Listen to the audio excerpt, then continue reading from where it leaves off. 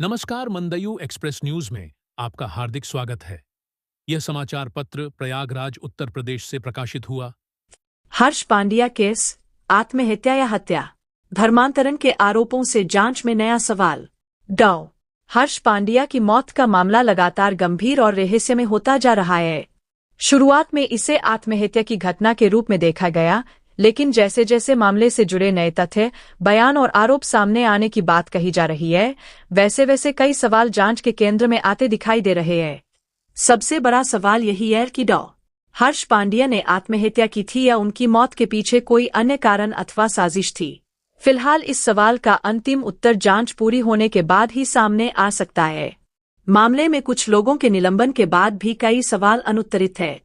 बताया जा रहा है कि जांच के दौरान कुछ ऐसी बातें सामने आई है जिनसे पुलिस और संबंधित एजेंसियों का ध्यान अन्य संभावित पहलुओं की ओर भी गया है। इन्हीं में एक कथित धर्मांतरण का एंगल भी बताया जा रहा है। हालांकि इस संबंध में सामने आए आरोपों की स्वतंत्र पुष्टि होना अभी बाकी है और इसलिए इन्हें जांच में लगाए गए आरोपों के रूप में ही देखा जाना चाहिए।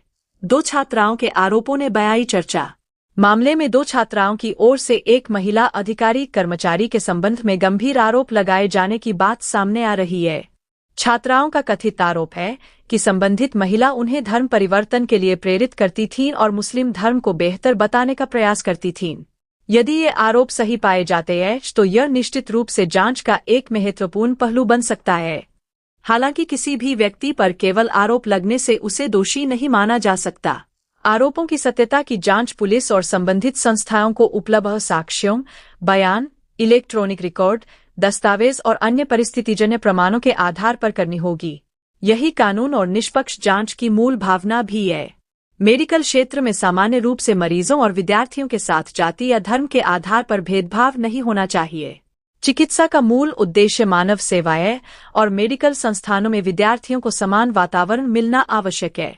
ऐसे में यदि किसी विद्यार्थी पर धार्मिक दबाव या किसी प्रकार के प्रभाव का आरोप लगाया जाता है तो उसकी गंभीरता से जांच होना स्वाभाविक है।